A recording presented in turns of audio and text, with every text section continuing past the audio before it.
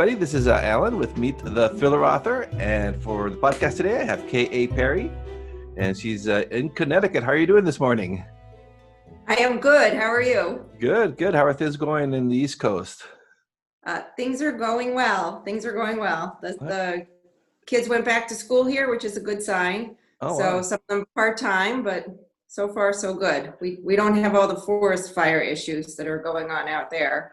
Yeah, it's been kind of crazy, the air quality now we're dealing with now. So now the fires are getting a little better in some areas, but the air quality now we have to deal with. So stuff we could talk about too with the environmental thriller. So that's your book, The Green Beach, is out now, and it's kind of an environmental thriller. We'll get into that in a moment. But can you tell us a little bit about your background and what got you to writing your book? Sure. I was an environmental lawyer in a large firm for a lot of years, and I really love the environment and I love nature, as do a lot of people. Really get something from nature and spending time in nature. And I basically always wanted to write a mystery book ever since I was a little kid. So I used to work in an independent bookstore during college, and I used to shelve the books on the mystery shelf. And I've read a lot of them, and I just sort of thought, there's room for this. There's room for an environmental lawyer as the main character. So is your book, is it like a legal thriller, but with outdoors? Is it like courtroom stuff, or can you tell us a little bit about your book? It is a legal thriller, but there is a lot of nature in it, right? So there's nature basically in every scene. The main character is a little quirky. She's a little bit introverted. And she really notices nature. She relates well to nature, and she notices it almost more than the people, or it's almost as though she relates better to it. But it's not so much nature that the average person doesn't like it. It's just kind of. Go ahead. I think he froze a little bit. I can cut this that out. What happened? Yeah. Waiting to see you. Okay. What was the last thing you heard? Do you remember? That she's that she like perceives nature pretty, like she's like at a different little level kind of than most people when it comes to perceiving nature. Well, a little bit, I would say. She just sort of more relates to it than other folks. And I think I picked it because a lot of legal thrillers have a main character, a female sleuth, that's very, very strong-willed and very, very legal, in a lot of courtroom scenes and a lot of, interrogation rooms. And this character is a little bit more lighthearted. This character doesn't have superpowers, doesn't have, isn't super egotistical or anything like that, just is sort of more quirky, and it's sort of nature and her observations of nature that guide her forward, and her intuition in terms of solving, or sort of getting through the thriller, we'll say. And how did the idea for the book came to you? How did that came to be for you? I think it really came from my love of nature. I thought, no one's really done this yet, right? We have every single sort of female detective or sleuth there ever could be, right? We have caterers and chefs and people that run farms and all sorts of things. And most of the legal female characters in the mystery genre are, they're some of the very famous ones are, the like Linda Farstein's, prosecutor, or the, the medical examiner, right? Mm-hmm. But no one had really done, and even Lisa Scottoline, she does sort of the lawyers in private practice, but no one had really done an environmental attorney. And I thought it was time, with the environmental movement just blossoming and everything going on, especially, with sort of the global warming issue. I think it's time for this character. Yeah, I think it's like you said, like everybody, I think even like most people, even if they're more indoors, everyone likes the outdoors at least a little bit. So it's kind of a good hook. And we live in the city in San Francisco, and we kind of got tired of it. So we actually rented a place in the country. So we've been out here for a couple months. Hey, that's fantastic, right? I used to be the natures. It's so wonderful.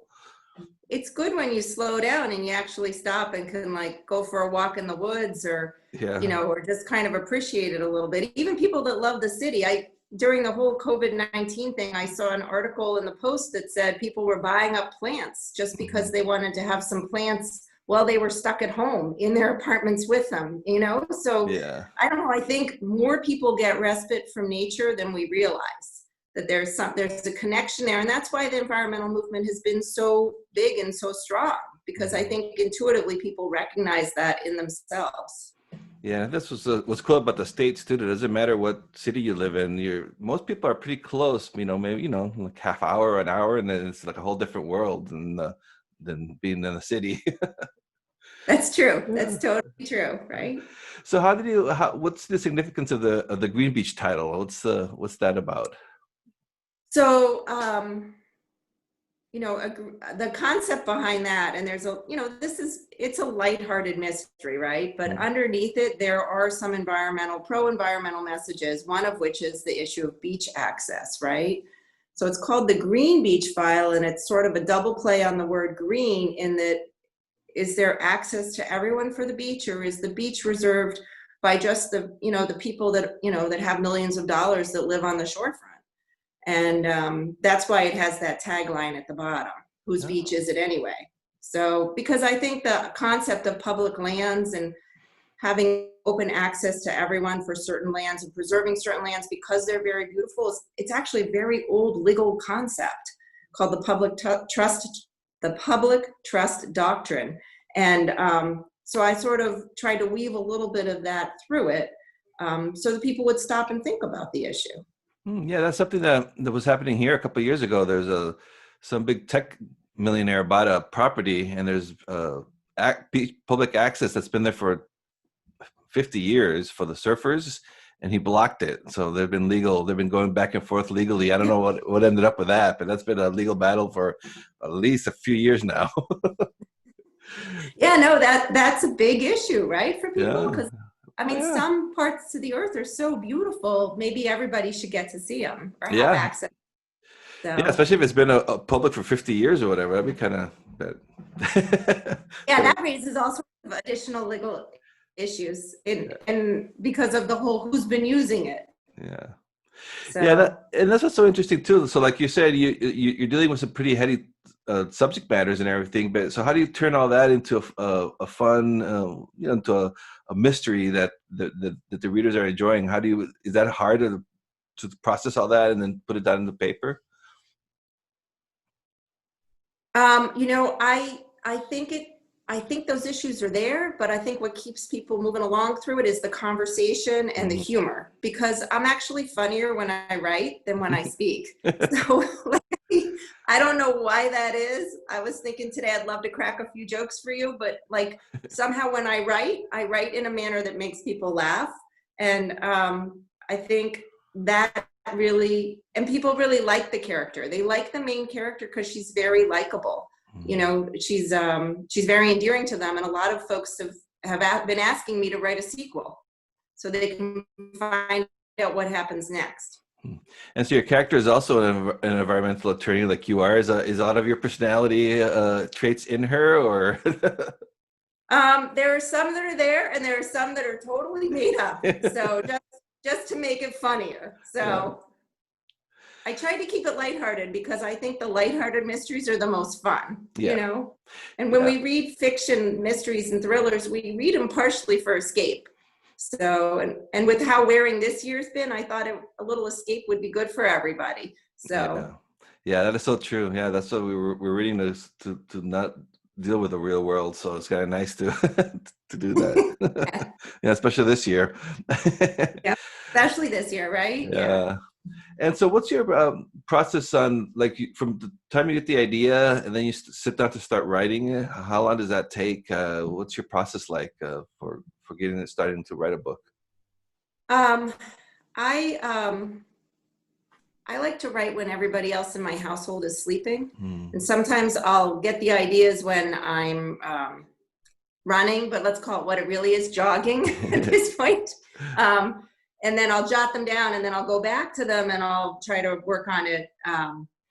sometimes I'll just work on it in the early morning hours before anybody else is awake.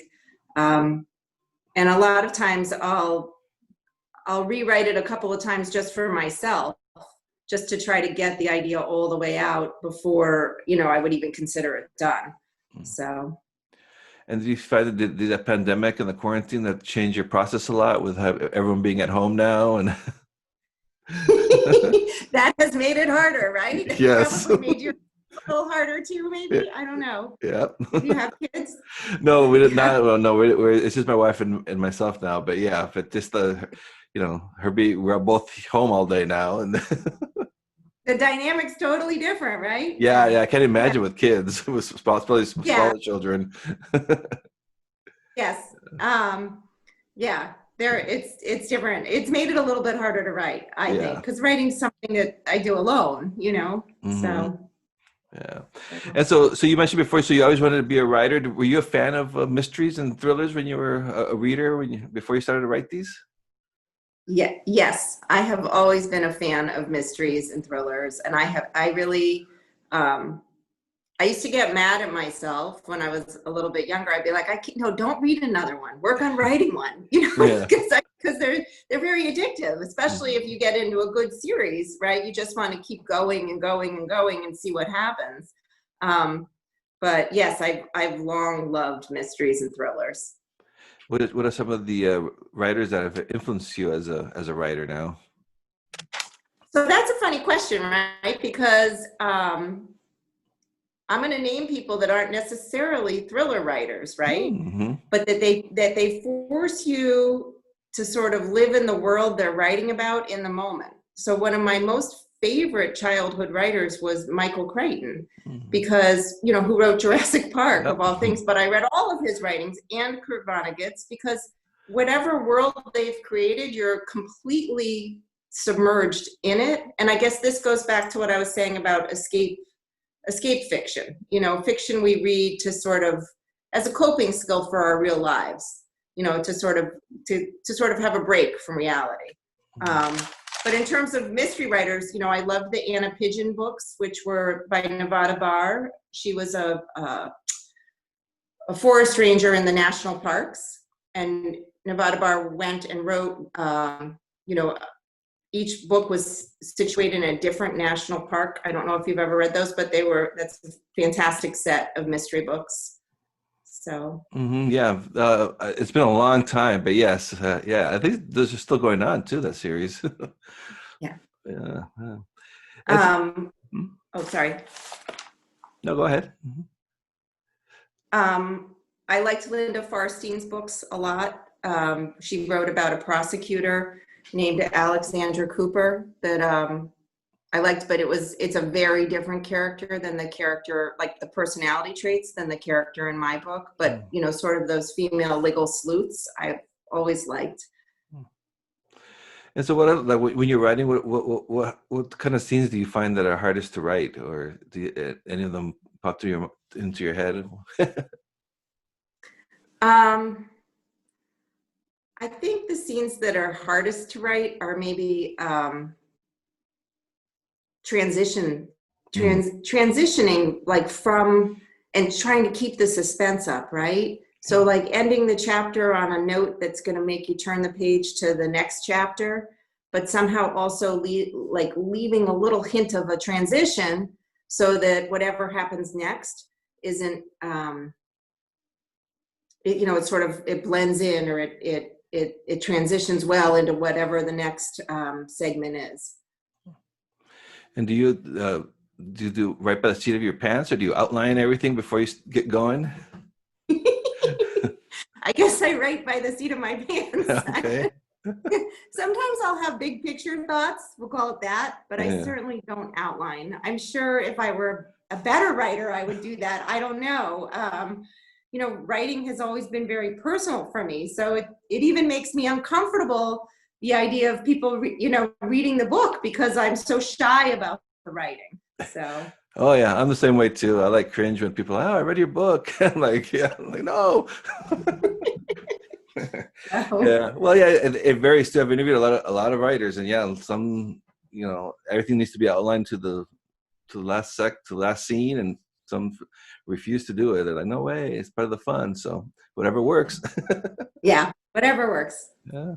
And so, and I always ask this too to my guests. What do you use to write? Is it like Word or some other type of software program? It's just Word. I just sit down with Word and I start going, and I try to think about it in very, very one detail at a time, right? Yeah. So to try to create the environment around the person, right? Yeah. Especially with the nature, right? Mm-hmm. Like one little tiny aspect of it at a time. So how much research do you put beforehand? Because if you're dealing with all this, the law and the nature stuff, I mean, you do a lot of research up front? I think I kind of fly by the seat of my pants in life. Like I research as needed as it comes up. Oh, So I don't know. I mean, some of it I have a knowledge base on because of the work I've done, and some of it, you know, because of where my interests lie in life. So I'll read about things that interest me a lot, but some of it I literally just look up when I need to. cool. And do you write every day? Well, before the pandemic, yes.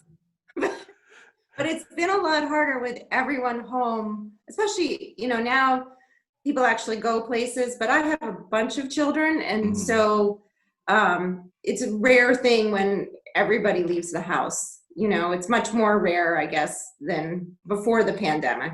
So even, you know, even school right now is sort of half distance learning, half in school. So, you know, so it's just harder to have a quiet house. Yeah. Yeah, and and so the Green Beach, is this a standalone, or you said you might make it into a series? What's your next plans for it? I am working on a series. I am Cool. working on I even have a title, The Green Ocean File. So, because a lot of the work that I did, this book involves wetlands, and a lot of the work that I did as a lawyer involved wetlands in environmental law. And this next book is actually going to involve something called aquaculture and the ocean, and is going to have a lot more ocean issues in it, but also, you know, keeping the same character, keeping it fun and lighthearted, hopefully getting you to laugh out loud a few times, or many times. Oh, well, I mean, wasn't even familiar with that subject matter. So is it like agricultural or in the? It is fish farming in the sea, right? Oh. And in particular, so you can have fish farming. So aquaculture is fish farming. You know, you can have it on land in ponds and stuff, but we actually have, you know, open fish pens in the ocean, you know, for salmon and other species to grow out in the ocean. And so it's gonna tie into that a little bit. You know, I don't want to give away too much, but the idea is sort of taking this knowledge base that I have and maybe putting it in some of the other aspects of the environment that we all need to think about and would be fun to read a thriller about. Yeah, that's really cool. And then is there a lot of for like this environmental thriller is so new, but I'm starting to see books coming out about this. Are there any other books that you're aware of in that space that you like?